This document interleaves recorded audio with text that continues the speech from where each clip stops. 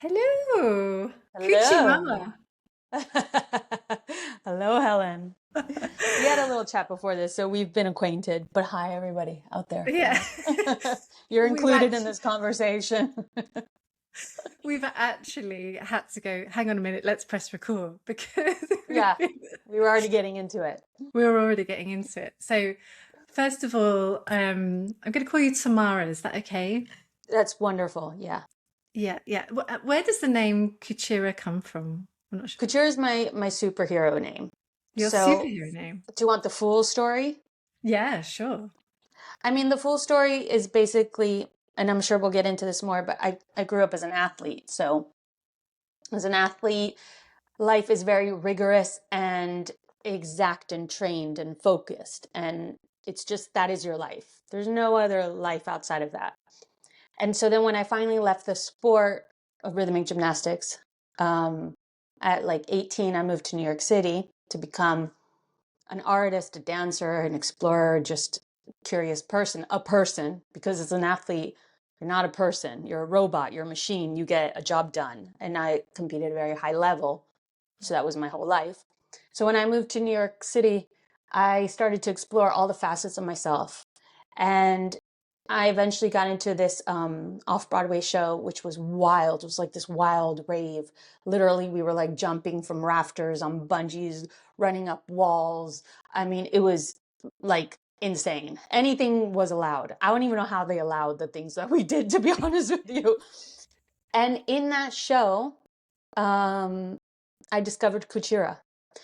And Cuchira, Cuchi, Cuchi pubis, vagina, right? Right. Yeah, yeah, yeah. Um, she spoke from there. She was like that was her power. And So, she like an just, alter ego, like your other personality, yeah, or I don't think it was my alter ego. I think it's me that I never got okay. to discover. And so I just let her rip, literally. I let Cuchira do whatever she, and this show was from Argentina, which is my where I was born. And so the codes of the Argentine people are much different than the Americans. We're much more like free and wild. We dance, we sing. So it just let me fully explore the sensual, the sexual, the wild, the beast, the raw. And Cuchira, gave me permission to do that. And so that's kind of what it was. And then Instagram came around. Instagram wasn't a thing.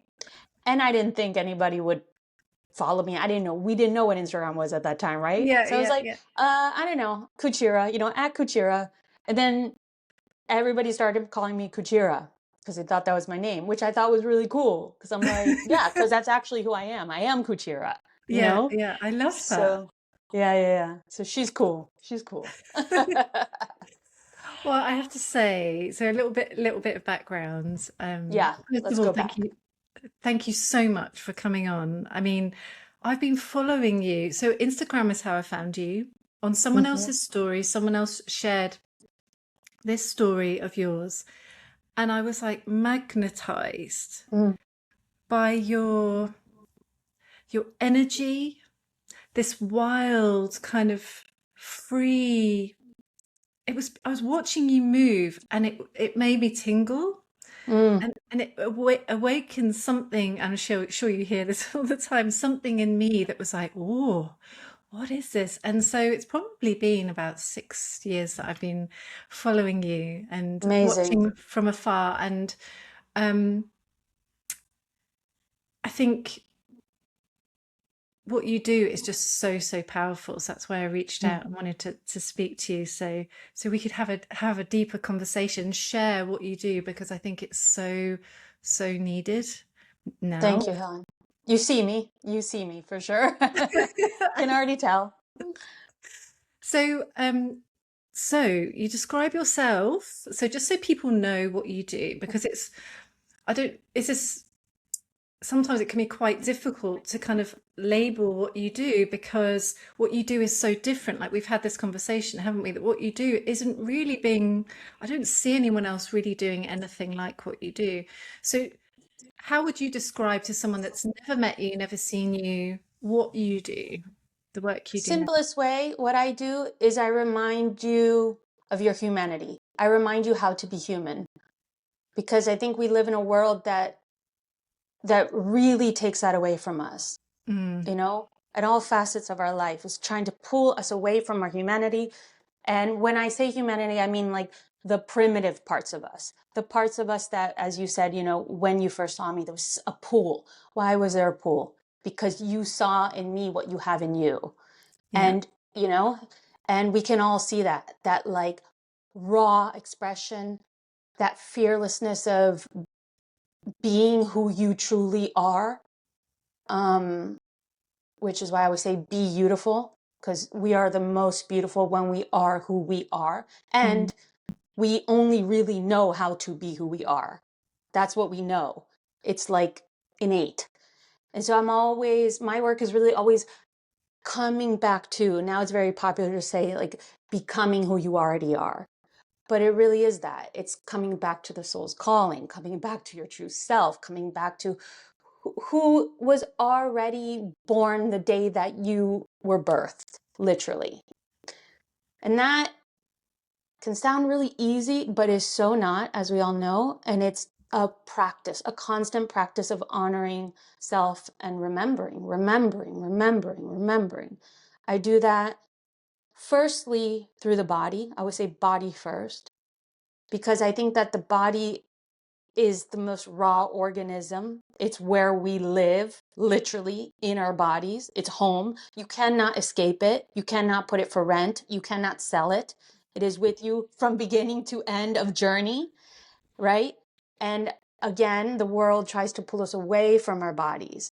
And so a way to come back to who you are is through the body first. Also, the body doesn't it doesn't compromise. It doesn't negotiate.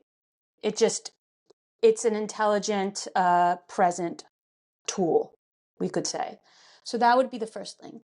And then the second thing is, of course, mind. Mind is powerful. Mind is necessary. Mind is, you know, a lot of somatic therapists or somatic teachers, I think, pull only towards body.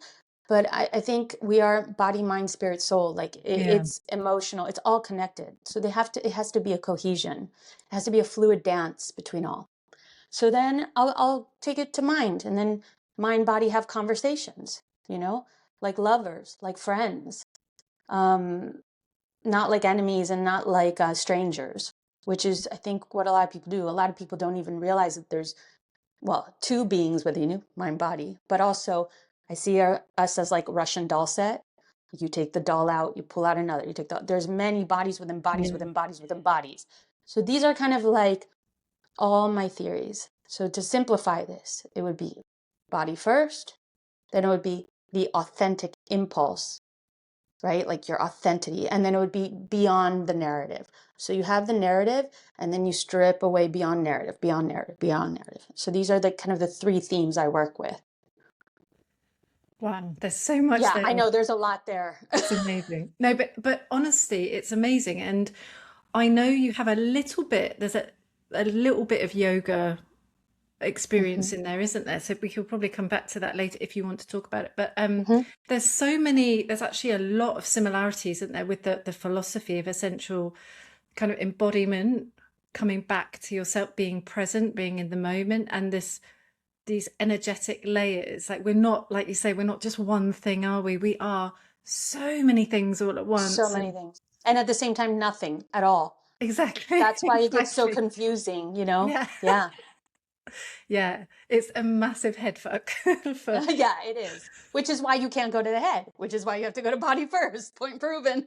yeah, You yeah, know? because the Yeah, body is so honest, isn't it? It's it is. so, like you say, raw, and that raw intelligence. So so you would describe yourself as a somatic philosopher? Yeah. So that's what I say. I'm a somatic philosopher. And why? Why is that? Even though I'm a somatic therapist, even though I know the body in and out, um, I go to the word philosophy because I'm curious about it in a much deeper way than just, let's do this exercise, let's tap, I think all of that is still working on the superficial surface. I'm actually very not interested in the superficial surface because it's like a band-aid to a wound, you know? It's going to make you feel okay for a while, but then you're not going to get past that. Like you can use certain somatic techniques to make you feel better, and people usually think, okay, I'm healed. That worked. But what will happen is the closer you get to the door, which is what I call like the transcendence, right? To awakening to the other side, to enlightenment. These are all big words that I'm not a fan of, but we use them to explain this thing that Yeah. cannot be explained, right? So the closer that you get to the door, the less all these somatic exercises will work. And so people on this journey to like coming to their true self start to realize that, oh, now the shaking out doesn't work, the activation doesn't work, the tapping doesn't work, and all these things don't work because now you're stripping away, stripping away. So how are you going to get to source, to root, back to self? The only way is to actually question things, to think Mm. about them in a deeper sense, right? To philosophize a little bit, but not through mind, because this is where it gets tricky. You don't want to get heady about this stuff. So as a somatic philosopher, I try to almost have these sensation conversations with myself, right? Like I'm always peeking in, almost like I imagine. I work a lot with imagery because we're talking about the formless world. So there has to be some sort of image to be Yeah. able to understand this stuff. So I think of my body as like having a million doors that I can open, little doors, doop, doop, doop, doop, doop, right? And I can go inside, and each door that I open, there's like something new to discover. And those doors are endless, through tissue, through muscle, through organ, and then beyond into like, I think beyond this is just space, space, space, space. So I have a million doors that I can look through, that I can question, and one door can take me to the other. And then I have this amazing maze inside of me that can deliver all sorts of answers that lead to other questions, and you see how I can go and go and go. But Yeah. ultimately, what you start to realize as you peek through all these somatic doors is that every door will take you to the same place in the end. And Yeah. that becomes the real mind fuck, because you're like, what, you know? so so that's kind of how this somatic philosophy works, and this is really what I guide people through, which is why it's impossible to label, impossible to explain. Yeah. But and people are like, what are you even talking about, Tamara? The thing is, when you come and do this work with me, it's actually wild how much it makes sense and how easy it is, because it's innate. Yeah. When we talk about it, it sounds so complex and confusing, Yeah. right? Because this is a world without words that we're talking about. Yet we all know the words because we carry them, we feel them all day, every day, and it doesn't go away. And the more you ignore it, the louder it gets. Yeah. I had a teacher who, one of my teachers, I've been blessed with my teachers, Freddie, we were in India and she said to me, you can never teach, bringing it back to yoga, you can never teach yoga. You can't teach it. Mm-hmm. You have to Mm-hmm. experience it. That's how it is. It's exactly the same, right? Because you can't, like you say, you're talking about something that's completely without shape, without form. Words can't describe it. And now I'm getting all tingly. Words Mm-hmm. can't describe it. It's completely, music doesn't, I mean, music might take you closer, but until you experience that feeling, then you go, ah, is that what you That's find with your right. clients? It's like, oh, okay, now I get it. Now I get where I'm, you know, going. Yeah, absolutely.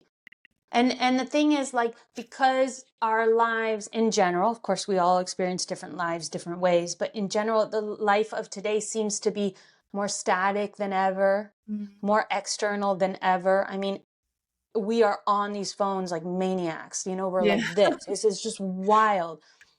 We're getting further and further and further away from ourselves. So when people come to me, maybe the first section is just an activation session, right? Where we're moving, we're screaming, we're bringing back the primitive body, and and that's like a drug. I mean, when you feel that aliveness again, it's like ah, and all this emotion arises. It's so easy to access because it's on the skin. It hasn't been awakened in a long time. It's like the beast is awakening.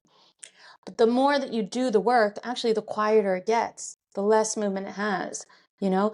And and it's an interesting thing because I find that that first session where that big activation happens hooks people in, and they want that drug again because it feels so good to be alive, that then they seek it all the time. But this is when like the transition between like seeking yet another drug and actually having the conversation, relationship with body starts to like morph. And so, I mean, I think I don't know where I'm going with this, but I think I'm trying to give this practice a little bit of shape and dance because it's so difficult to explain.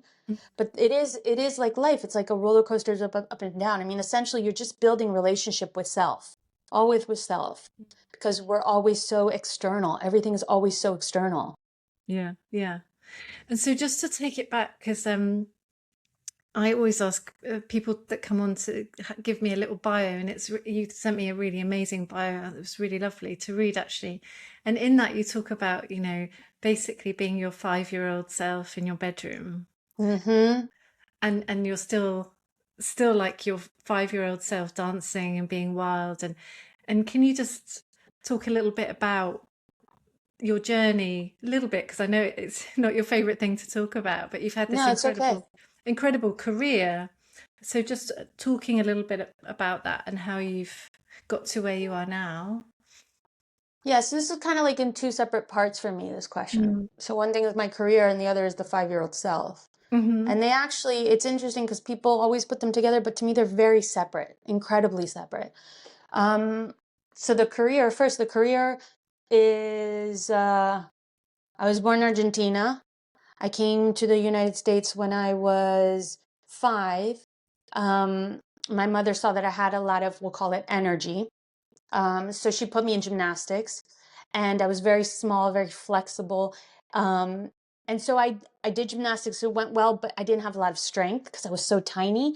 So at age, I think was like 11 or so, a rhythmic gymnastics, for those that don't know, rhythmic gymnastics like the ribbon, the hoop, the ball, Yeah, it's a yeah, yeah. different sport. A rhythmic gymnastics came into my gym, and so I was like, oh, what's that? And so I transferred to rhythmic gymnastics. My body just took onto it really well. It was like came to me very easily. And by 15, I was competing at the Olympic Games representing the United States. I was national champion, and I had this big career. And that was like really my life from age 5 to 18. I was an athlete, Wow. a professional athlete. That's all I knew. And that's what I lived and died for. Mm. Incredible struggle, incredible sacrifice. It was not easy. Mm. Um, yeah, I look back at that, to me, that was like a completely different life and a completely different human. But what it Mm. taught me was an insane amount of discipline. Like the power of the mind, truly, the power of the mind to stick to something that is incredibly difficult. I mean, I was like starved to death. Um, it was a little bit, I would say, abusive. Yeah, Um, yeah, but I think anything that takes you to such a high level will be. If you abuse yourself or if your coach abuses you, then you have to push yourself to a limit. yeah. So my mind became very, very strong there. Um, yeah, and so then that eventually, when I left the sport at 18, I just had an insane need to express myself because sport is not expression, it's perfection. You're seeking perfection. And performance, would you say it's No, no? No, not okay. even. Sport is not performance. It's you're there to get a score to win. So the goal is only to win. You win through perfection. So the performance and the expression um, came later through dance, where I was like, started to question, like, but who am I? Like, Mhm. who's Tamara? Because right now I'm a machine. I can get things done. I can make it perfect. I will work hard, to accomplish. So, but then I was like, who am I? So I moved to New York City at 18, 19, and the only thing I knew was body. Mm. This was my craft. So I was like, okay, let me try to be a dancer. But what I didn't understand was that dance was very different. It had nothing to do with sport. So I was essentially starting over. I had to learn, counts and rhythm. And I had been dancing through my gymnastics career, for sure. I'd done like a lot of jazz and a lot of ballet, but not as like the heart of it. Yeah, yeah. And then at that time, New York City was not the New York City we see now. It was very free. it was artistic, it was open, you know, it was like crazy. So I got Oh, to amazing. explore myself completely raw.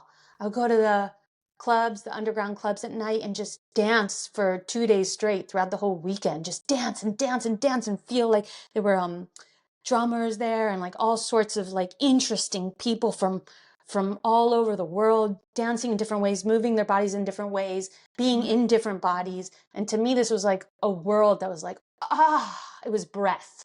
It was freaking life force. So I just like chewed that up. And in the meantime, I was doing auditions to try to get work, which was actually very difficult for me because I didn't grow up in that world. So my whole expression was completely different. And the way I looked didn't really fit that world. I was little, I was weird, I was, I was called the other, you know, I didn't fit into like, I wasn't a Barbie that fit into this group or that group. Yeah, yeah. I wasn't curvy, I wasn't thick, you know, the music videos, they wanted like that Yeah, kind of yeah, sexy girl. yeah. But the thing is that I was so kind of what you were talking about at the beginning. There was something that like drew people in. They were like, who's Mhm. the weird little girl? You know? So they're like, okay, we'll hire all these really sexy girls that are like voluptuous, and then we'll hire the weird little girl. And we don't know what we're gonna do with her, but we'll put her in somewhere. I love that. Yeah, yeah. So that created like a really cool career, like of being a soloist, which eventually got me to work with Madonna on 3 world tours, and then a lot of things spiraled after that. Yeah, yeah. So yeah, it became really successful. But what I always missed was the expression, because even though I went into dance thinking it would be expression, it wasn't. Dance was organized. It was choreography. Choreography are steps that are given to you that you have to follow to look like everyone else. And that So there's was a what structure. There's a real it was, structure. another structure in a different form. Mm. And so now we go back to 5-year-old Tamara, right? So 5-year-old Tamara was extremely passionate to the point where the fire was burning 24/7. Like she could not be put out, which is why my mother put me in gymnastics. She was like, this girl, that's why I called it energy. I was like, this girl, I really say to my mom, like, if she hadn't put me in gymnastics, I really believe that I would be in prison. Like, Really? yes, because there was so much energy and it wasn't violent and it wasn't aggression. It was just like, I don't even have a name for it. It wasn't rage. I think it was like a passion that had nowhere to go. Like a fire, like just a fire in you. Rah! That's the beast. That's the primitive. That's that just the raw, authentic energy that in this world has nowhere to go because people take that raw, authentic energy and label it. They label it mean. They label it bitchy if it comes from a woman. I've heard that a lot. They label it aggression. They label it anger. They label it rage. And I was like, is none of that, y'all. This is pure, authentic passion of being alive and not having a place in this world to put it in a raw place without it being judged. And so I knew that from the moment I was born with this. This is my gift. This is what I'm here to share. This is what I share. This is my work. You know, you ask me what I do, just what I Yeah, do. yeah. So if you have a name for it, let me know because I still haven't figured it out. I'll think on that. But can Yeah, I just pause you there? Because I think this please. is like a really vital piece of this. You know, there's so much anger and there's so much division in the world right now, isn't there? And I can't help but think that if everyone Mm-hmm. could do something like you do, could have that somewhere to channel Yep. in a safe space, somewhere to let it, I can feel it now, like let it out, let it move through your body, get it out with no judgment, safety, space, just, oh my God, what a massive, You just described my private sessions. That's what they right, are. okay. And it's so alleviating because when people are allowed to do that without the judgment and without having to explain it, you Yeah, know, Helen, so annoying to have to explain yourself, especially emotions that don't have words, that don't even have reason. They just live in you and they're beautiful. You know, to me, those things aren't scary. They're human. Again, it's the human practice. It is so validating and alleviating. I mean, talk about regulation. That's regulation. It's not all these silly little practices people do. Regulation is I'm allowed to be who I am. Yeah. That's my definition for regulation. So when people come to me and they're allowed to do that and they really sense no place of judgment or limit, within 30 minutes, they always say to me, they're like, my God, I have been to 20 years of therapy and I just feel like I got that all in one session here. Because this is the thing. You can talk about it to death. You can understand it. I have people that come to me that have had decades of therapy, understand their psyche back and forth. And they're like, why do I still feel like this? Why do I still do what I do? Why? Yeah. Because it lives in your body until the body has a chance to express it in its words. Because this doesn't speak what this speaks. Yeah. Completely different language. Then it will hold on. It will say, let me speak, let me speak, let me speak. You see? But the moment it speaks, the body goes, oh. And why is that? Because emotions are meant to move. Emotions are energy in motion. Totally. Oh my They God. flow. Yeah. This is literally who they are. You let them be who they are.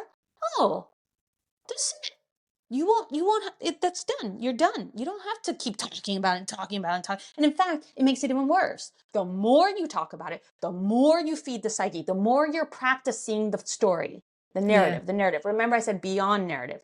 If you move beyond the narrative, where do you have to go? First the body, then into body, and then beyond body. Now you're getting to the good stuff, the other world, the real world, the real The world, juicy stuff. the juicy stuff, the stuff that really matters.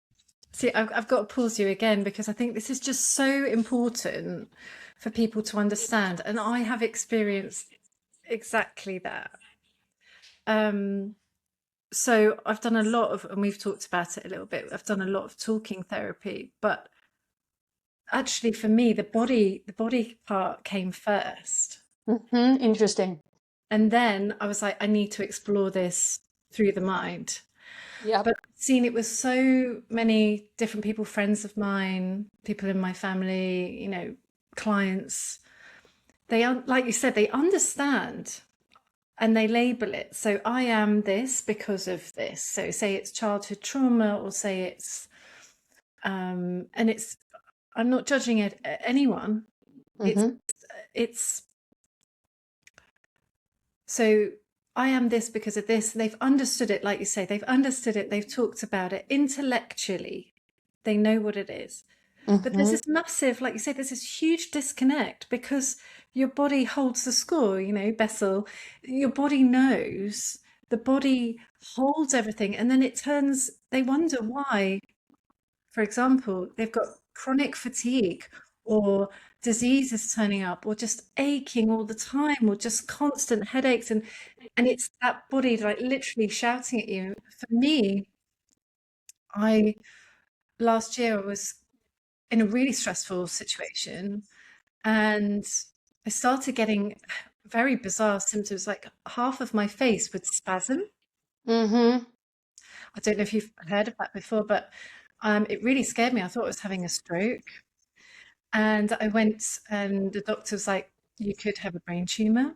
We're going to need to send you for an MRI. I was going through perimenopause at the same time and was starting to, and I saw it was clear, thank God, it was clear. And then I saw two neurologists and no one could say what was wrong with me, but I knew I was just so stressed. My body was literally going, get out of your situation, get the fuck out of here, excuse my language. And I was like, I have to listen. It's literally going, come on, Helen, what are you? And as soon as I got out of that situation, it's not happened since. Of course. I see this all the time. We are a society that is taught to distrust our bodies, you Yeah. know, and it's really a shame. And again, therapy is great. It's a necessary part of it, but it's a part of it. And Mm. most people only do that part. They only see healing or wholeness or having a relationship with themselves through the mind. I can understand my mind. I know what I'm doing, so it must be gone. But hey, you're forgetting about the entire rest of you, which is the body. And the Mm. body is screaming. The body is wise. The body is biologically built and designed to assist you through life. The body heals itself. Look at you, healed itself. Yeah, yeah, exactly. Just listen to it. Let it do what it does. People are always so surprised with my work, how quickly they can find a sense of like beingness. I don't want to even call it peace or love. To me, it's not that. It's always like a sense of beingness just by allowing expression to happen. But think about it. Like the worst thing, I think the thing that creates the most stress and the most disease in our bodies is denying who we are, denying our truth, denying what we really feel, shutting ourselves up, repressing it, keeping in. You start to stuff your body in with all this hate and all this Mm. like shame, right? Like, what's that going to turn into? It's going to turn into disease. Yeah, yeah. Doesn't make sense to me. And the route to letting all that go is so simple. In fact, it's so simple that sometimes my clients that come to me, we do a session, they're like, that's it? I'm like, yeah, yeah, that's it. So you just want me to like express it? I'm like, yeah, But isn't it funny? People yeah. want to, we are kind of conditioned, I guess, from an early age to look for more complication, to look beyond. Like it has to be something big. It has to be something very intellectual. And I don't know, like, why is it, do you think, that we distrust the body so much? Where does that come from? Well, I think we're a society that from day one is taught to. I mean, look at our schools. I don't know about you, but when I went to school, I had to sit behind a desk, most of the day. As a Yeah. young kid, that's insane. Like that's not it. But also I think a lot of it comes from fear and lack of safety. The one thing that in order for the body to be able to express authentically, it has to feel safe, right? And a lot of people, most of us did not grow up in a safe environment. I think that's Mm. why it still lives so purely in me, which is why I can share it, because I did grow up in a very safe environment. And going back to the 5-year-old, I was allowed, given permission and space to rage and beast out, get wild and get savage without my parents interfering. They were like, oh, Tamara's doing Wow. what she's doing, Ever since the earliest memory I have of me doing this practice is 5. I'm sure it was before that, where I would just close the door of my room, get in there, and just go for it. Whatever, scream, shout, laugh, cry. What kids do. This is what kids do, right? Kids go from one emotion to the other. We're built this way. We know how to do this. One moment you're crying, the next you're like, "Mom," the next they're back up. They're like, and they're like, ah. And then who sleeps great at night? The kid, because it Yeah. went through the innate flow of an emotion, completed the entirety of the emotion. The entire cycle of the emotion needs to be complete. We are cycles. Everything about us is cycles, right? Yeah. Cycle Yeah. of birth and death, the cycle of a period, of a menopause, the cycle of just a sneeze, right? The cycle of a laughter all the way through. To cut your laughter halfway hurts. A cycle of an orgasm. So we are cycles. Mm. Emotions work in cycles. Children have cycles that they complete. This is why they can then regulate, repair, and come back to base level, where adults are taught or conditioned. Yes. Yes. Repressed. No cycle. No. So maybe you do a little bit of a cycle. You start to cry. And then maybe your dad may one day says, don't cry. That's not how a boy should act. Yeah. And then you Yeah. learn, cut the cycle, right? You go to school, you start, I don't know, to go through a cycle and someone bullies you. Ooh, can't show that. Cut the cycle, right? So fear comes in, lack of safety comes in, and Mm. it cuts these cycles. And we become adults with really short moments of a cycle. And yeah, every time you're becoming smaller and smaller and smaller. And you see that in the body, right? What happens in the body? The body becomes smaller, presence becomes smaller, voice gets quieter. You don't want to, right? So what I say is, nah, fuck that. Ah! Right? As an adult, you go, that's terrifying because you've been so small for so long, so quiet Yeah. for so long. But what happens? If you just step into that little one moment of like fear and you surpass it, the body knows exactly what to do. And it goes, because when you give the body permission, it says, thank you. And it starts.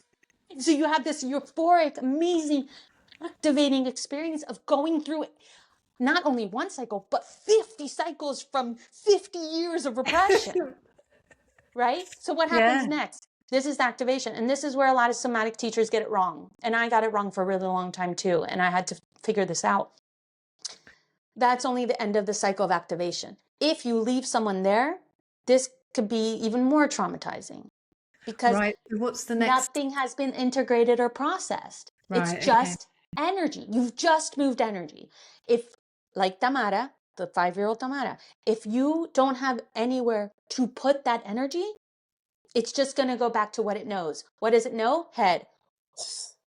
So now you're back in the head, but 20 times bigger because the body got to feel that euphoria, but now it didn't know where to go. So it went right back to what's familiar as the head. You see? So the Yeah. second half is really important, which is what I'm focusing most of my work on, which is why I love one-to-one sessions, Yeah. because you go through the activation and then you integrate. Now we can go back to the narrative. Now we can talk about that. Now.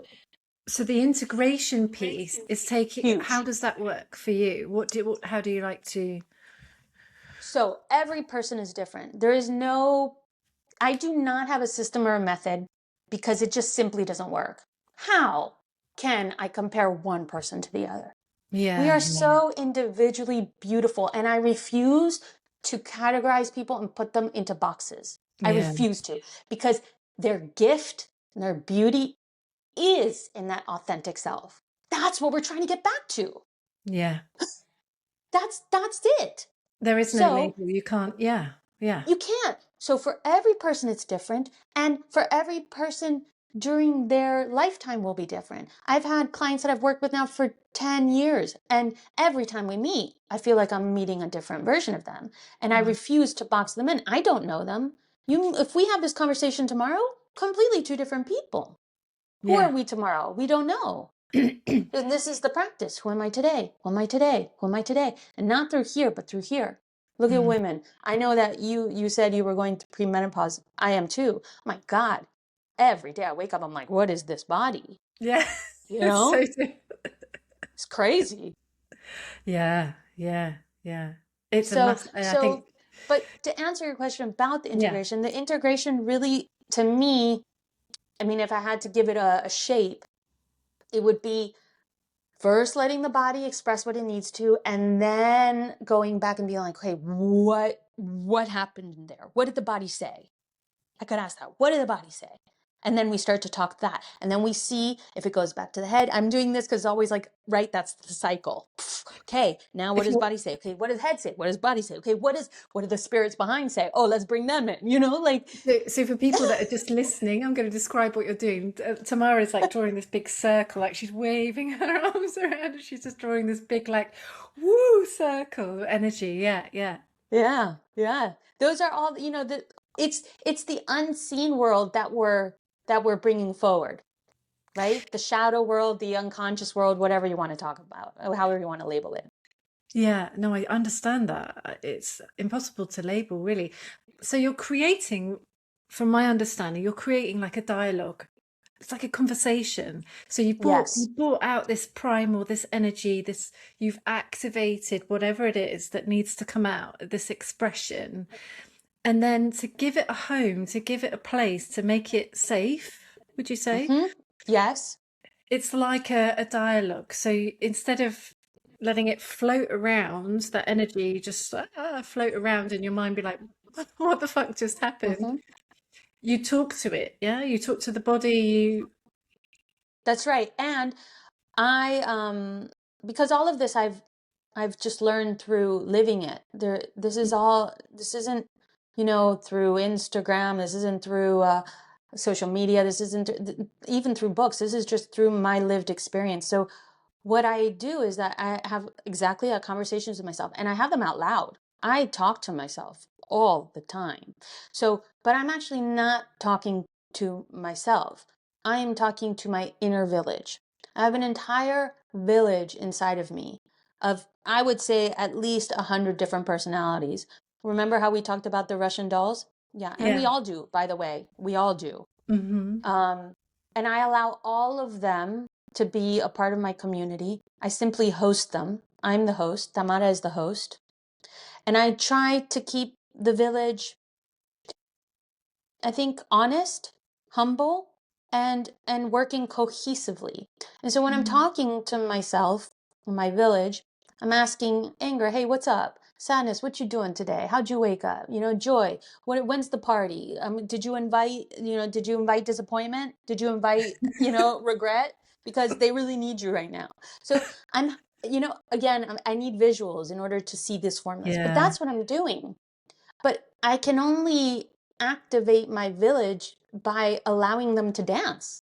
Like, again, I'm not going to put my village behind desk and like the school kids and just point to them and teach them. I'm going to let Mm-hmm. them all have their voice first, which is what the practice is. Okay, y'all, get up. Let's see your thing. I'm going to see which villager screams the loudest, which one needs the most care and love, which one needs to be held, which one just wants to be left the fuck alone.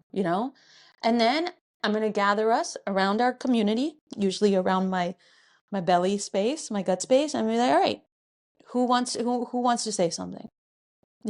So this is the conversations I'm having. It's not just random. I'm not just talking to myself. Mm. I really love it. And last year I started doing a little bit of parts work, which is so basically what you're talking about. And I'd never Mhm. done it before, but I'm a really visual person as well. So visual meditation, like visualizing stuff, is really powerful for me. And this particular therapist, after my plant medicine journey, actually, which I haven't talked about much on here, I think it's like a whole nother episode. Um, but she introduced this idea of like there are a million different yous, and they all Mhm. welcome exactly what you've just said. They're all welcome. They all deserve to be heard. They all have their place. If we push one away, it's only going to shout even louder. And it's like, I loved your analogy and description of a village, because my overall feeling from what you just said is this just allowing, like nothing is, no villages are unwelcome, are they? Like just, Mhm. and this is such a massive part of self-acceptance, from my understanding, self-acceptance, self-love, and allowing, like, okay, you can be angry. It's okay to be angry. Like that's a Not valid is it okay? It's necessary. necessary.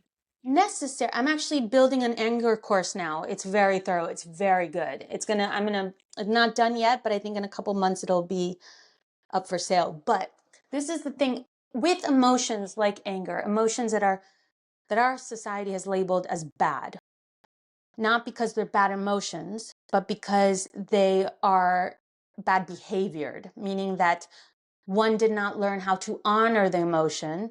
So the emotion was exiled and it's trying to get back in your village, but everybody sees it as a bad guy. So what he's going to do, he's going to go over to the corner and he's going to call over shame, and he's going to sit with shame. And now you have two exiled people, and your village cannot be full and whole, which is healing, if two of your main villagers are outside of the gates being locked Yeah, out. yeah, We yeah, have emotions because they all serve a purpose. Every single emotion serves a purpose.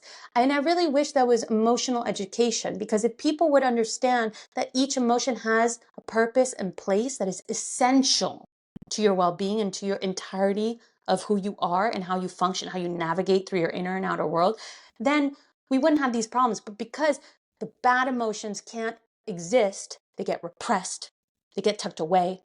And what happens to them? They get bigger and bigger, bigger, louder and louder and louder. And they yeah, start to overwhelm the body. And this is when all of those things happen: panic and disease and stress, which is the number one killer. And now we're back in the loop. And so what has to happen? The body loses control. Something has to take over. What takes over? Mind. Mind Yeah. has to come in because the body has completely left. It's gone. Yeah. That disconnect has happened. Yeah. Yeah. So, oh, there's so much in what you do. So the clients that come to you, what do they normally come to you? What kind of problems do they normally come to you with? Yeah, that's a great question. So this has taken me a really long time to understand too. What is the client that, I don't know what the word is, that would benefit most, I think, from coming to me. So what I've learned is the client that is best for me, that would benefit most, not for me, but for them, is someone who has done a lot of self-work already, that has a vast understanding of what is going on, even on a cognitive level, that has done therapy, that has tried many things, maybe has done yoga, maybe has done some plant medicine, maybe has just looked at themselves, even, because this work is also possible to do by just reflection, right? Doesn't Some always. awareness work. Yeah, Yeah. Yeah. yeah.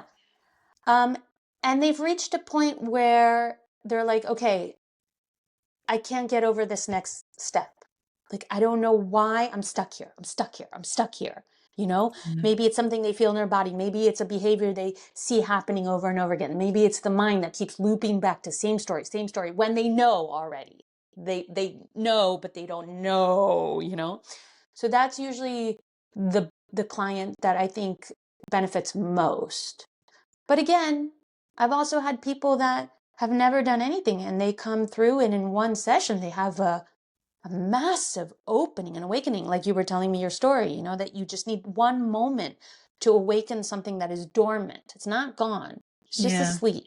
You wake it up and all of a sudden you're like, oh, that's why. I don't know, something wakes up. Yeah. Yeah.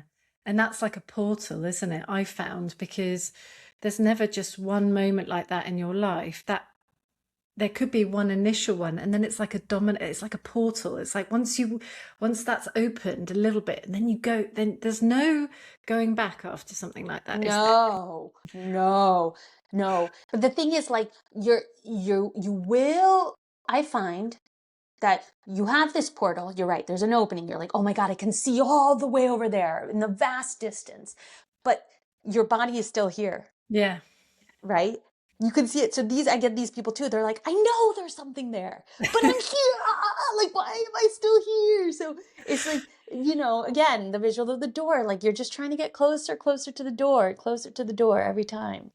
And sometimes that does regress back. Why? Because the mind is overtrained and the body's undertrained. So what I also help, which is where the somatic therapy comes in, is to train the body how to listen to its words through sensations, right? How to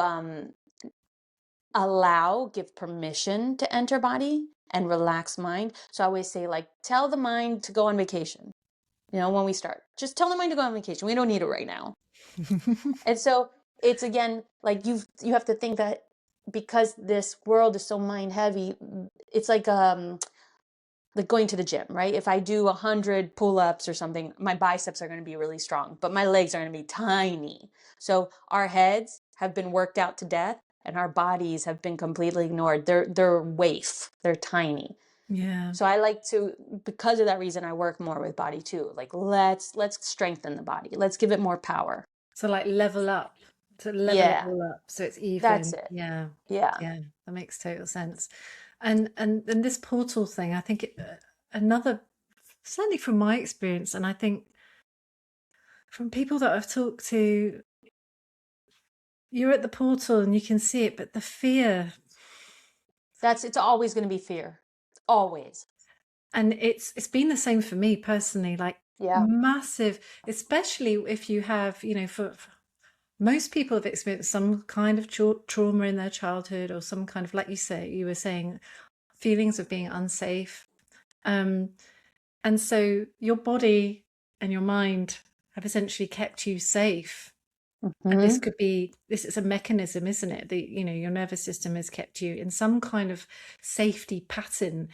And certainly for me, the portal opens and you're like, oh, but what needs to happen for me, and it'd be really interesting to hear your thoughts on this. What needs to happen to them keep moving through?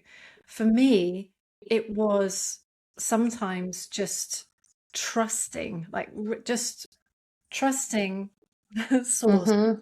trust. And that's where my yoga practice has been like my North Star, because a huge amount of that has been about faith and trust. And I think without that, I would have just stayed in that place of fear and not been able to move forward. Absolutely. There comes a point where it's to trust to me is to believe. That's what trust means. You have to believe. But it's also not like, oh, I believe it's over, right? Like if it was like that, then everything would be really easy. The mind could just tell the body what to do. Hey, let's let go now. Let's release it. Yeah. And the body would just Yeah. do it. It's like the mind is not the one in control. It's the body that's in control. So I could say, let's believe, let's trust. But if the body doesn't feel prepared or safe, it can't. It won't. Um, and so this is why I always say, which is what I got the most out of my athletic career, is like discipline, people. For the love of God, discipline. And I actually think this is where I get a little frustrated, you see, because this to me is where the block for most people is. It is not all the other million things that they blame it on and the excuses. Is one word: discipline. If you, or let me go here, a practice, the definition of practice to me means consistency. That's what it means. If you do not show up consistently for yourself, to life, to the practice, to whatever it is, nothing is going to happen. Nothing is going to change. No matter how much you trust, no matter how much you believe, no matter how much you want. So I always think of it as like consistency number one, and it comes through these little sips. It's not always going to be a big opening, right? It's like a little sip of that, a little sip of this, and then slowly you can creep up to the door. It's like when the water is really cold, you're not everybody's just gonna jump in and Yeah. trust. Some Yeah. you dip your toe, you go back. You're here where I live in Portugal. The water's really cold, and you see people. They run up. They're like then they look at it. They kind of ponder with it. They're like maybe, and they go in a little deeper until they finally go in. Yeah. And it's that, but that's the practice. That's Yeah. going back and going back and going back and going back. And what happens through that practice is each time you go back, you learn yourself better and better and better, which then allows you to trust yourself more, which then awakens the belief, which then allows you to transcend. It all works together. Oh, I love it. It's so true. It's a cumulative effect, isn't it? Like you're building, and I Yes. guess there's loads of neuroscience behind it, but I'm not a neuroscientist, but you're building this picture, aren't you, of like trust, and I can do this, and this is okay, and do a little bit, and you have survived it. And that was really for me as well, like do a little bit and you're okay. Trust yourself, keep trusting, keep working.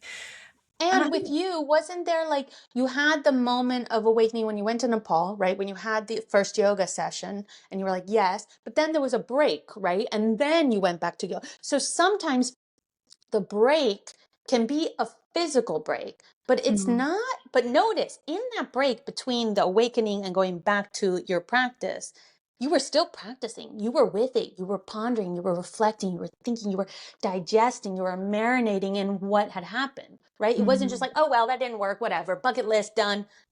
You see? No, So, no, it was right. It's rumbling away in the yes. background. Yeah. Yes. So it's always there. The question is, are you listening? Are you listening? And not listening. Listening is not being judgmental of it. Listening is not trying to fix it. Listening is not trying to make away with it. Listening isn't trying to change it or transform it. Listening in the most purest form, like, and where do you listen? Through the body. It speaks through the body. I'm not Mhm. just listening to air, right? It's in there. It's all in there. And people can hear it. Because if not, they wouldn't be pulled in one direction or another. We would just be whatever, we'd be robots. But there's Mm. always a tug, there's always a pull, you know? There's always a calling. You felt the calling. Always, always. And it will always pull back to the true self being the soul, right? What brought Yeah. you here in the first place, the unraveling of what is meant to be. I mean, now we could go there, but that's a whole other world, you know? Yeah. Another episode maybe. Yeah. Oh, well, let's go into, I mean, what would you say? And again, I know we don't like to label things too much and it's really hard.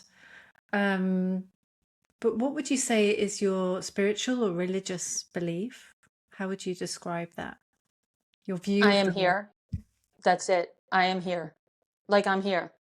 I'm here doing this wild, crazy thing called life. It is crazy. And I'm here for it 100%. You know what I'm saying? Like, I'm like, okay, I got the gift to be born. Like, that is crazy in and of itself. Yeah. And I'm born on this floating round planet that rotates, that has no ground, which is wild. I think we need to like pull out, right? And here I Yeah. am, like breathing without me even thinking about it. This whole thing happens inside me that keeps me alive, whatever that means, because I've also been almost dead and that felt more alive than alive, right? So I'm like, so it's all weird. It's all weird. And as a woman, I can even bring other life into this weird thing. So alien. So to me, it's like my spiritual or my religion is I'm here. Then it just becomes a pondering of like, just to make it fun, right? What am I going to do with here? Yeah. Yeah. What am I going to share with here? What am Yeah. I going to leave here? What am I going to take from here? What's going to remain here? You know, it's a Yeah. game. It's literally a video game we're in. Oh, Tamara, I love your energy. Like you just make me. My face is already hurting from smiling laughter. Because it's so fun. It's so fun. But Life is you're. fun. This is it, right? Because we've got so serious and we've got so oh Yeah. out of our true nature. And I do believe our true nature. It sounds cheesy. I know it's like a cliche, but our true nature is joy, is aliveness, is like ah, Creativity. creativity. Huge one. I mean, humans are massively creative. Yeah. Look back in history. Look what we've created. I mean, it's wild. If Yeah. we take that creativity towards something that is really curious, like my goodness, and then curious within ourselves, you know? It's always got to come back to you. I think we always concern ourselves with others, but it's really all in you. And if you are good in you, then it will naturally spill over. Yeah. Instead of pointing the finger and start always looking out, always comparing, always like gossiping. I hate that stuff, you know? Like Mm, just bring it back to you. Look within, seek within. It's all there. Everything you seek, you have. Everything you seek, you have. It's all there. Start there. Go back there. yeah. Yeah. Instead of looking outside, because so many people look outside, don't they, for material stuff. Like I need this for to just try and feel a sense of wholeness, feel a sense of I can't even put it into words, but if we all knew, if we all It's just all in came you. back, yeah, Yeah. yeah, I tell you, just the fact that we are here, that you were born, my goodness, you don't think there's something in you that like needs to be seen, heard, expressed, felt? Like that is why you are here. yeah. It's a You miracle. feel it, you're part of that, of our collective inner village. We need you. But we need you with your resources, your pure resources. That is what makes us all one. And when we try to like numb or strip away or take away or fight or compare or say mine is better than yours, you're better than me, this is toxic, and it strips us from literally our gift, our beauty. I really believe this. Yeah.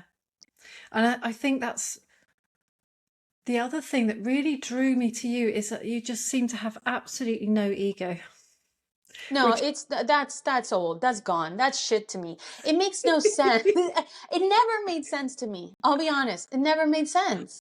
but you are a rare being, Tamara, and I'm not just trying to, I totally, it's one of the things that really drew me to you is that Mm. there's just no ego. You're just you. You're just pure pure you, pure beingness, and it shines through everything you share. Whenever you speak, you're exactly the same here as you show up Yep, online. And that's that's it. rare and it's beautiful, and it caught my attention straight away. And that's and the wildness and everything. And what's really beautiful about what you do, and I feel quite emotional, is that you give other people permission. You don't Let me tell you something, Helen, go I'm on. getting emotional too because I always get emotional, by the way. There is no conversation that I will have while I'm not getting. I love and I hate people. This is like the theme of my life and my inner world. I love people when they are who they are, and I see them. I see every single one of them. And I think that's why my sessions are so powerful, because you walk in a room with me, I see you, and I don't want you to be anything other than you. I freaking love you. I love your rage. I love your crazy. I love what people don't love about you. I love all of that shit. Bring it to me, Mm, right? And I hate people because they are so dishonoring of who they are. And I just think, like, that's everything. Like, yeah. if you're not you, then it's all fake. It's all a fraud. What's even the point? What's even the point of this life? And this is why I am so insistent of doing what I'm doing and not labeling it, because I think the moment I label it, the practice, whatever, then I label you. And if we can go back to your first question, what is it you do? I'm like here, and I want to be here with you, Mm, not with the mm, personas, not with the roles, not with whatever they told you or they didn't tell you, because you're like, I really believe that you are perfect. You're perfect. as you are. As you Bring are. it. Yeah. Bring it. I'm not afraid of it because I have it in me too. And when you rage, I see the rage in me. And when you love, I see the love in me. You're And gonna make when you me cry. smile, I see the smile in me. This is just like, we are human. We are that. That is it. It is that simple. It is that simple. And I really, like, I always cry because I get so frustrated. Like, why do you have to make something so simple so hard? Come on, you guys. Let's pull Yeah. up. Yeah. But this is, we're both emotional now. It always goes here. I'm a Scorpio, so I'll always bring you to the dark side. But you say it's the dark side, but I know. I think I know. what you've just described is basically one pure soul seeing, and this is, I totally agree Yes. with you. I'm so I love where passionate. you're going. Keep going. One pure soul. Keep going. Keep going. Give it to me. We were always meant to have this conversation, and hopefully Yes. many more. Oh, I just love you. I just, one pure soul, one light seeing another. We are the same. We are absolutely the same. There's no difference. And you channel that in such an incredible way. There's it's so needed. It's so needed. And And it's so felt, right? You can, yeah, as we're talking, you can feel it in your all over body, tingling. right? I'm just tingling all over. Yeah. Exactly, exactly. We're talking words, but we're not communicating words. I can feel it through you, you can feel it through me. Yeah. This is what I'm saying. Just, like, when I lived in New York City, I lived there for 25 years. What I loved the most about it is that it's a city where we're very close, right? Because there's very little room and there's a lot of people. So you'll literally Mm. go onto the subway and you'll sit like shoulder to shoulder touching with someone else. And I used to always love that because I would sit next to a perfect stranger and I would just, like, we would just naturally be touching. I would close my eyes and I would just open up, like, literally, I don't know how else to say this, but like almost my energy field. And I would try to communicate with them. And I Oh would wow. wonder if they could feel me. I could feel them. And we could. And every time they'd be like, whatever they'd get, I'd be like, huh, have a nice day. And I'd be like, yes, they feel me. But like, we speak to each other all the time through energy. What gets in the way is the words. Because words, we can dissect them to death. We can find different meanings in them. Like, we can orient around them in different ways, but like, feeling is feeling. I Yeah. feel love, you're going to feel the love. I feel hate, you're going to feel my hate. Sometimes you walk past someone by the street and you just have that one moment of crossing and you can feel it. You're like, what was that? when you like fall in love. Remember when I fell in love with my Yeah, husband, I yeah, saw him and I was like, oh, and it's just a look. It was how explain to me. This is the most powerful language. Why are we not all speaking this? Why are we all not communicating through this? This yeah, is my work. I'm reminding you, yo, let's go to the real language. We all speak it, all of yeah, us. yeah. Yeah, oh, yeah, absolutely, absolutely. And just a little silly story. I mean, I live on quite a busy road, and the other morning, it was hot. We were talking earlier about how hot it was. And I was walking the dogs. I normally take them to the woods, but when it's hot and they needed just a quick walk around the block, I was taking them around the block, and I saw this guy, and he had earbuds in and a little white dog. And I looked up and I said good morning, and he looked at me, and I thought, oh, he hasn't heard me because he's got earbuds in. And he looked at me and I said, good morning. And he said something like, and his energy was just like, get the fuck, I'm swearing a lot in this episode. Sorry, everyone. It's just natural. No, Get, well, get the fuck away from me. And, mm-hmm. and I didn't hear what he said because I actually wear hearing aids, and I didn't have them in because I was on my own.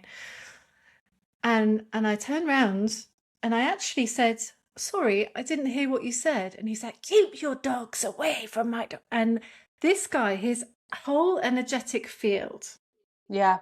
was black, like a storm cloud. Like, and in that moment, the old me would have really doubted myself. What have I done wrong?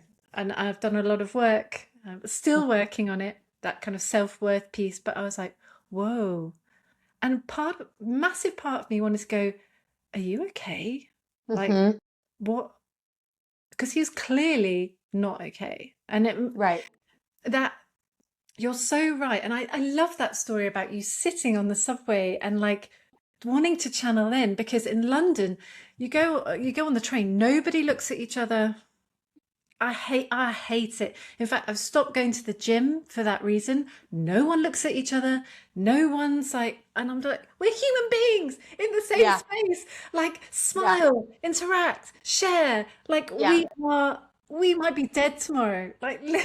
literally. Yeah. But also I like the story you tell because this is obviously very common. But I find like when that happens to me, which happens often actually, because if you are a human that does live very vulnerably and very open, it is wild how distasteful that is to people. They do not like it. And I think they don't like it because it feels unsafe, because it is rare. So they're like, what is that? Almost like you're trying to like manipulate or do something.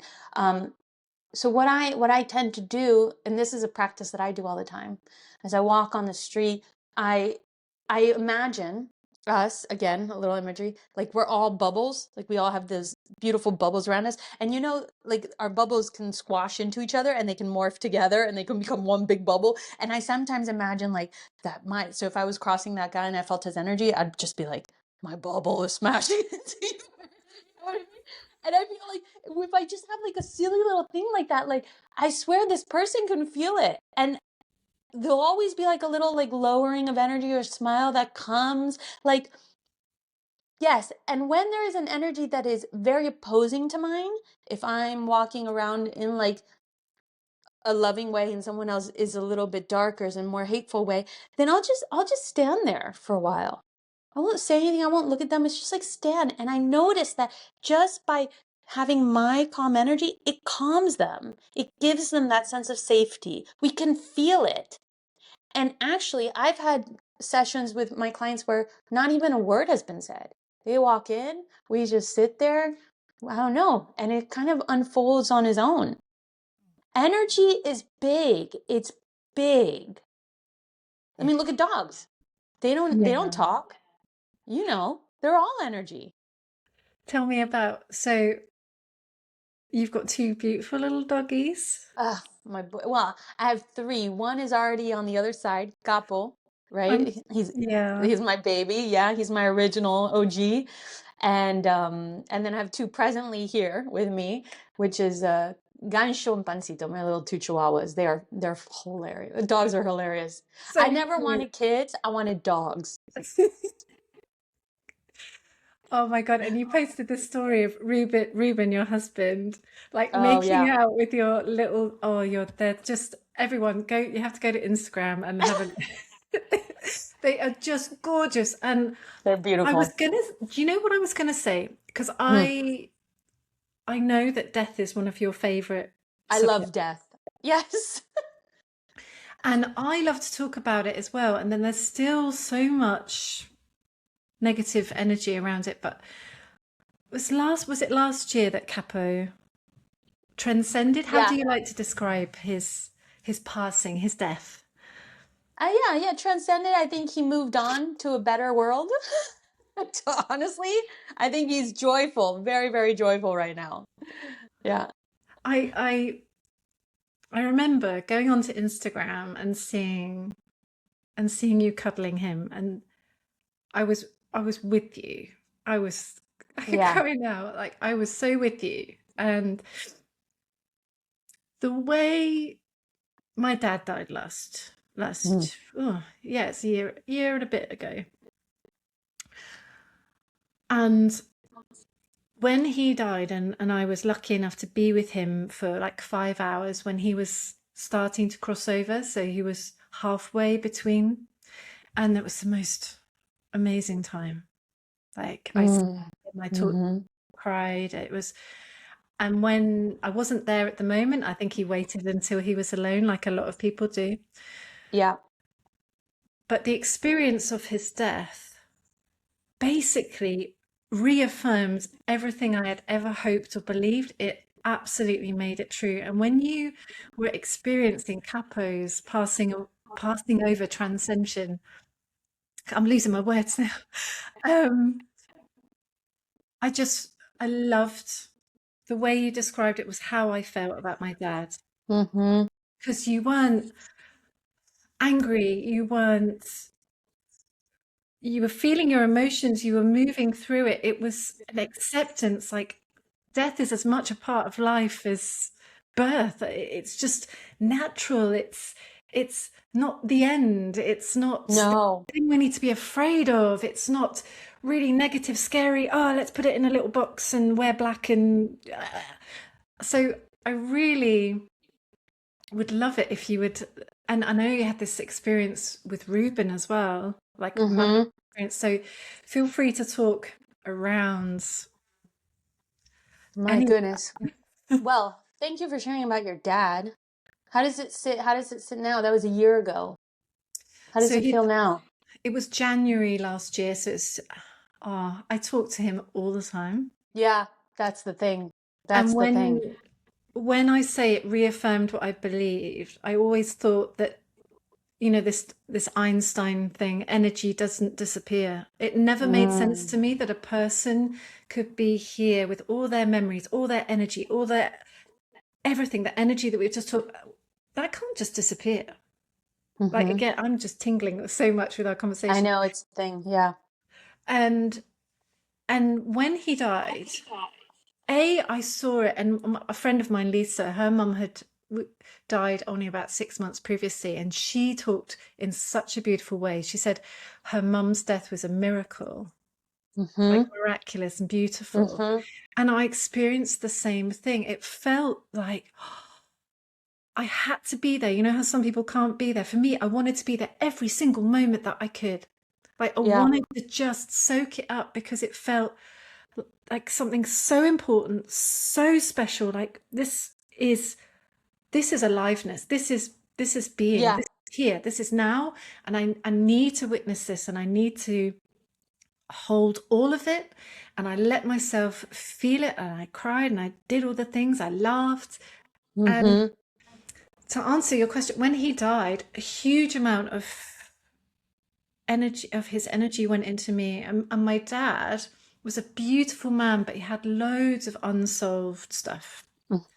Different generation, like Yep. they didn't know the language or know. I mean, we just live in an entirely different world now. But his Mm-hmm. mum, my grandmother, was had lots of mental health issues, and she was alcoholic, and my granddad was not a nice man, and my dad was basically just like really neglected, like, and a lot of his sadness from my parents' divorce, and my parents lost a baby, died of cot death, at like 4 months Mm-hmm. old, went woof into me.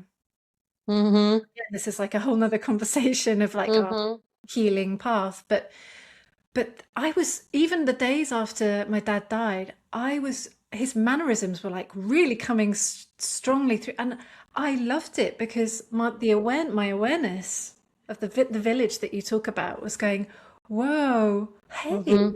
hi He there. lives in me. He lives in me. And still, he is Yeah, right. I can talk to him. I can ask exactly. anytime. Yeah.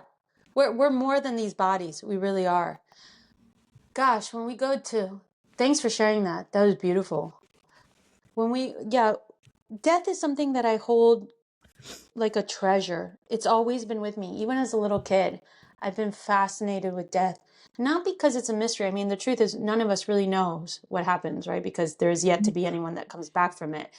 I've had two near-death experiences, and both have been probably like the best moments of my life.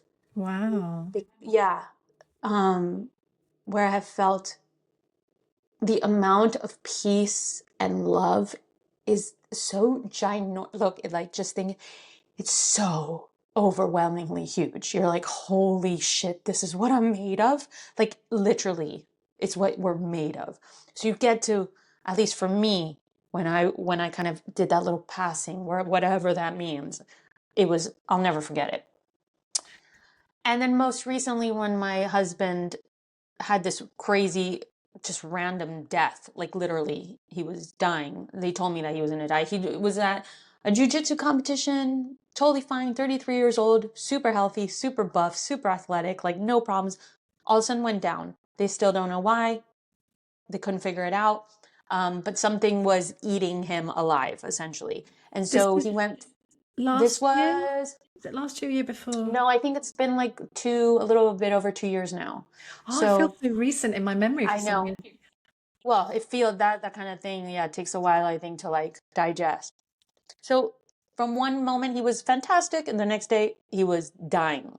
So whatever this is ate his liver, and then started eating his kidneys.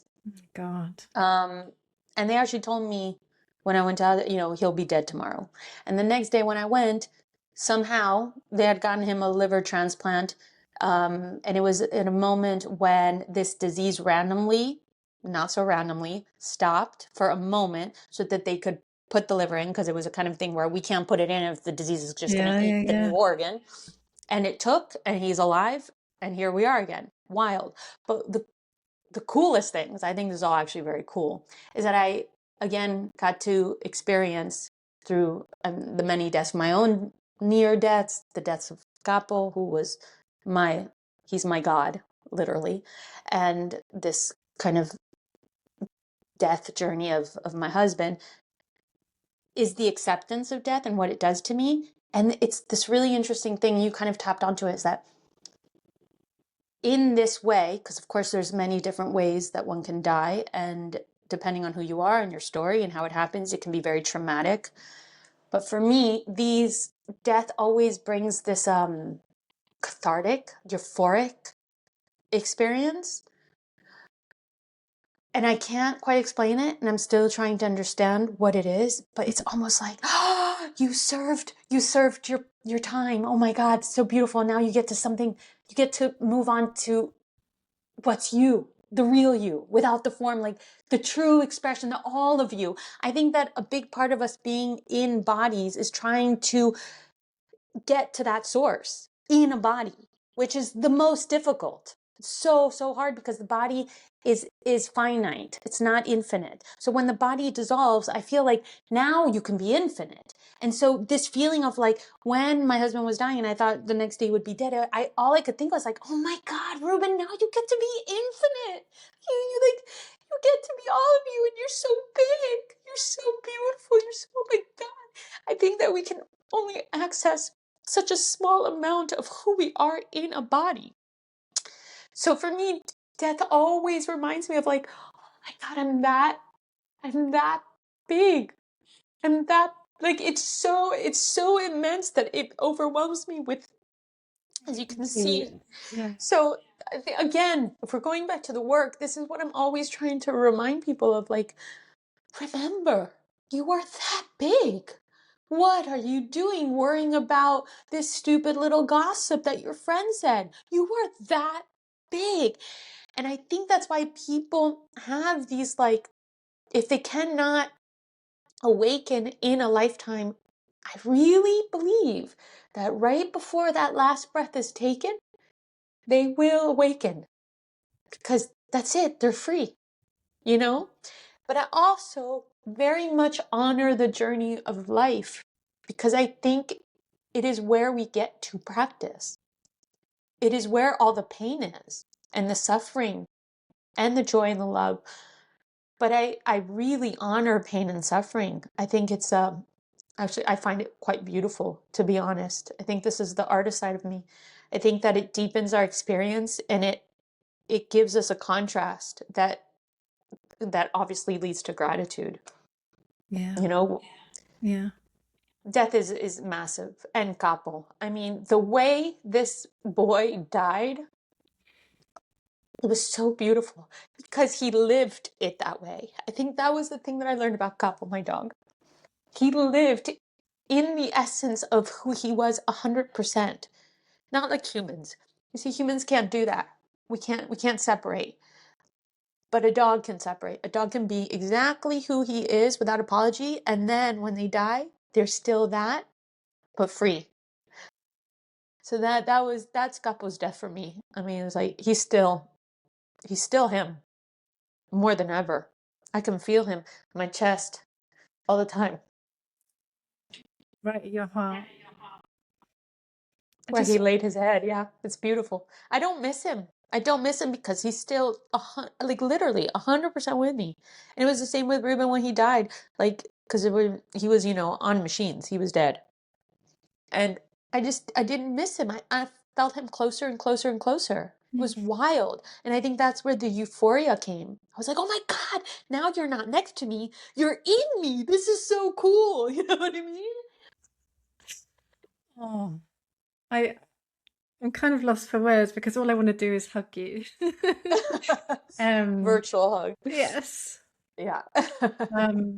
Because I was following your, obviously from a distance, following your journey and seeing Yeah. what you were going through, and like, oh my God, what it must be like. But you had this unrelenting, you were joyful, and I remember you like Truly. videoing yourself going to the hospital, and it's like, I know this seems crazy, but I'm like really excited right now. And I Totally. think this, because you're so tapped in to, let's just call it source energy, the reality of who we are meant to be, like you're so tapped into, Yes. from my perspective, you're so tapped into that. That's the truth. And you know what being tapped into that source energy means? It means that fear can't get in. And so if fear can't get in, you're safe. And so if you're safe, you can express and be who you are. And if you can express and be who you are, then you're free. See, they all work together. Oh, it's just amazing. And yeah, Yeah. yeah, I'm kind of Yeah. lost. Yeah, it all works together. This is why, like, the work needs to be done as like a full embodied. And when I say embodied, I don't just mean body, all body. The ones we can see when we can't, because it is a whole experience. You're not just going to heal one thing and get on with it, you No. know? And it is an experience that is constantly shifting and changing. Therefore, it's a practice. Therefore, it has to be consistent. Mm. And it's, again, we go back to the beginning of these like very simple things that really are very hard for people. And I think it's just because they complicate. So for everybody listening who's like, this sounds amazing, what Mhm. can I do like daily? What are little small things that people could do to start tapping in, to start expressing? Any suggestion? Listen, there's two things. One is out and one is in. In is stop pointing the finger, they, him, they did, they said. Just always reflect back. I. Where does it come from in you? You know, how does it start in you? How does it speak in you? How does it move in you? You. You are the source. You are the center of you. Look in. And then in the reverse, express out. Emote, right? Just release the emotion. If you need to cry, cry it completely, fully. If you need to laugh, laugh fully. If you need to love, love fully, right? And again, do it in a place of non-judgment. So anytime that so if I'm going to express out, I'm not going to say, you said it, and you're going to get angry. No. It's the, it's just that. So it doesn't have a words. It doesn't say, you said that. It's just, I know it sounds so easy. So to make that, again, to make it clear, don't point out, point in, not as blame, not as shame, but just simply curious exploration and reflection. Very different energy. And then express out, emote. Let the energy within you move in a raw, primitive way without a story, beyond a narrative, and without judgment. Simple. Those are the two things. And by the way, if you want to practice it with me, here's the pitch. You can come to my retreat. This is the next thing. So Tamara's got this. I really want to come. I'm like Oh my God, this. you would be magical there. Yeah. Oh, so you've got this amazing retreat in Mexico. Is it in November?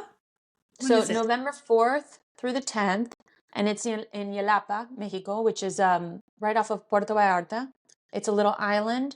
And what's super special about it is that it's sacred indigenous land, meaning that it Oh, can't be wow. built on. So there's no roads, there's no billboards, there's no Wow. noise. Yes, it's a jungle within an ocean.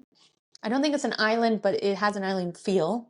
And a friend of mine has invited me to go do this retreat on her boyfriend's land. He is of the family, and so they have that land. Wow. Um, yeah, and it's going to be spectacular. My husband will also be guiding it, so he'll be doing Ruben, the more embodied kind of like I don't want to say it's superficial body, but yeah, we'll like bring the body, right? You have to be in body to go past body. So he does that work, and then I come in and we do the emotional work. And it's just really nice to be able to connect to yourself with a group of people that's also there to do the same thing without judgment. It's Mm, the without judgment that's really big. And also without having to learn a method. You know, you're not going to learn a method, you're going to learn yourself. mm. That's it. Just remember who you are, tap back in, and it's going to be beautiful. So you can go to my website, beyondnarrative.com. You can find me on Cuchira on Instagram. You just click the link, it's all there. I'm going to put everything in the show notes. So all of your Awesome. info, all of your email. So if people want to work with you, I'm going to put everything in the show notes. You can also find Cuchira on Instagram. But other ways that people could work for you, say they can't afford a retreat right now, what are your Yeah. other offerings? 'Cause I've done some of your online classes, which have been amazing. The online classes are truly phenomenal and they're super affordable. And I wish more people would get on it because what's cool about them is they're on Patreon. So patreon.com/movement classes. But a lot of them are just audio classes. So you just literally press play. Already the music is there. The guidance is there. The guidance is very imagery based and also embodied based. So a lot of embodied cues, but you're not staring into a screen because I don't like that about, online classes. You're literally just having sound and it's very free and it's more of a guidance than like do this or do that. So it Mm, allows you to do it in the energy of your own space and let you connect with your body and start having that conversation, especially if you don't know where to start, if you don't know how to do what I'm talking about, or if you mm, feel blocked, or if you do it a lot on your own, maybe, but you just like a different take on it, or maybe you want someone else to guide you because you're always guiding someone else. I always have like a lot of teachers that come and do yeah, it because they're like, oh my God, someone help me. Like, I want to get out of my mind. And then that, yeah. another way is, the one-to-one privates, which I do online. or in person. So if you have something that is more specific to you, more personal, that you want to work on and dig into, I would recommend that. And they're phenomenal because we can really lay in. And then finally is the anger course that I'm working on. It's called the Anger Ally course. Yeah, So cool. tell us more about So that. I have not really liked how anger has been depicted. I think it's depicted often as a bad guy or a villager that has to somehow rage it out or activate it out or like or scream out. And sure, all those things are fine, but that is not what anger is at all. And I think that very much simplifies the intelligence of anger. And so I think because anger is so incredibly misunderstood, I was like, let me make a course about this. Because I think a lot of people actually struggle with anger. And I'm not just talking big anger. I'm talking even Mm, that little anger, that irritation, that frustration, that annoyance that people walk around mm, with, mm, mm. That's anger too. Yeah, So this course is, I think it's like an 8 for right now. I'm not done yet, but I think it's like an 8 or 9 module course.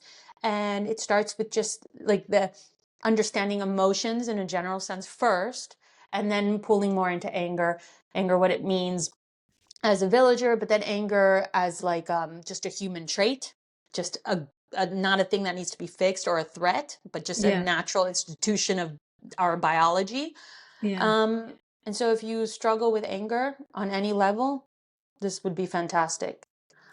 Do you know, I would love to have you back and just do a whole episode if you'd be happy to on that, because I think, you know, it's That's a massive. thing, right? And for me as well, like Yeah. I'm not going to go into it now because we'll be like another 2 hours on here. But even the day yesterday, I had a really difficult conversation with a family member, and I was so angry. Oh my God. Yeah. And it didn't go well. And I tried to do all of my stuff, and I am not, I always say on here that I am always learning. I'm very far from perfect. I'm a deeply flawed person. All of us, But girl, we're all of us. always learning all the time. And I Always. try to approach it in this way, and I still got so angry. So I would love to explore that with you if you would be happy to come back Oh, and we can, yeah. Yeah.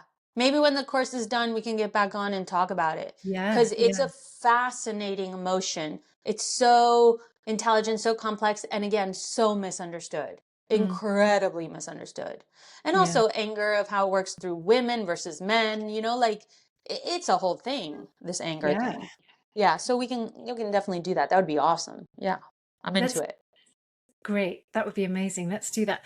And I'm reaching for my notes because I normally ask, where have I put it? I normally ask all of my guests a bunch of fun questions at the end. And Okay. it's like, they are yoga related, but I'll try and mix them up. So it's not, No, no, let's play. Let's play your game. are you sure? Yeah.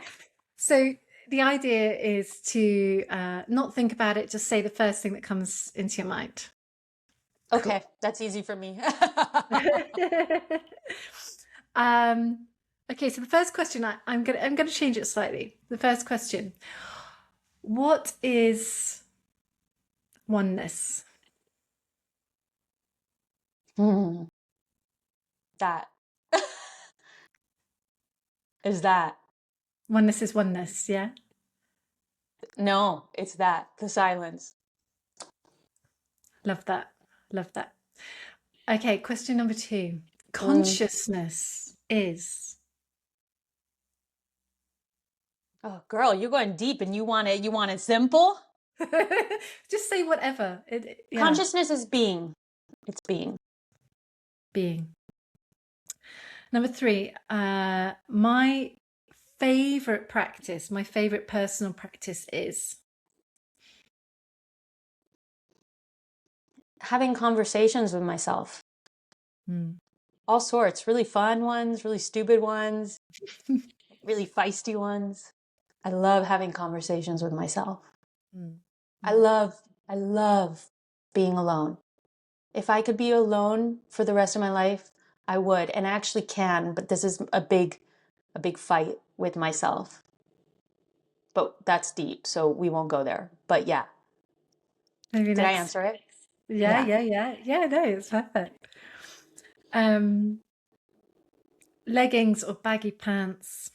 Oh, baggy pants for sure. No, girl, we don't need no yeast infections. No, no, no, no, no. No. Baggy all the way. Everyone that has come on has said baggy pants.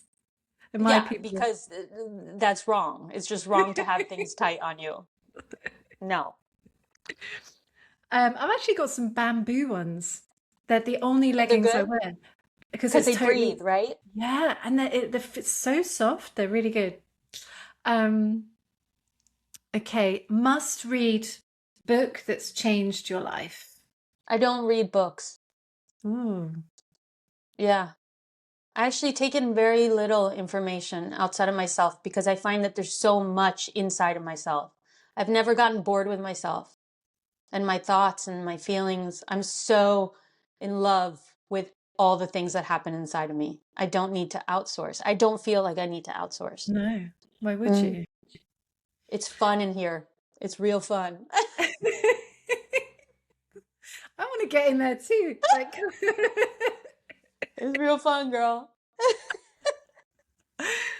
um, okay, so if you see all of these questions, like you're going to have the same answer. So this question is about a desert island. Okay. So I'm going to change it. So if you're on a desert island, what, let's just say, what one item would you bring? Could be anything. It could be a living thing. It could be an item. I would bring a dog. 100%. Yeah, Yeah. yeah.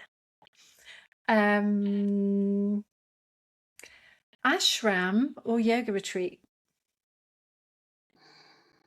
Neither. Not that I have a problem with either, but for me, neither. Yeah. For me, I would go alone into a forest, which I've done before, and just stay there. And I've done that before with nothing and just be. Mm. For an extended period of time? Yeah, for sure. For sure. I I've love that. done it. It's I could stay there forever. Mm. Oh.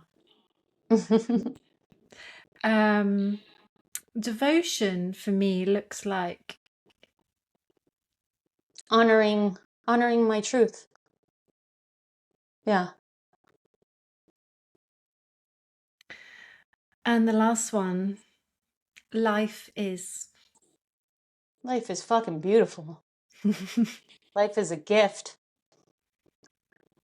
Yeah, life is a gift.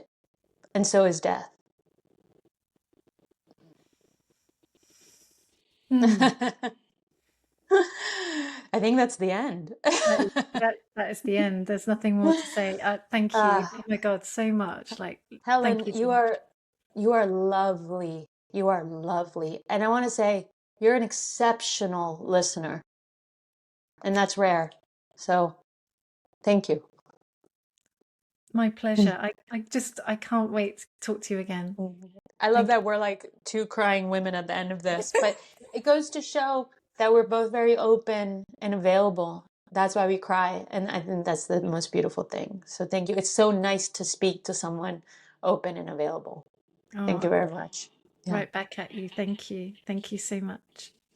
Thank you, sister. So I'll see you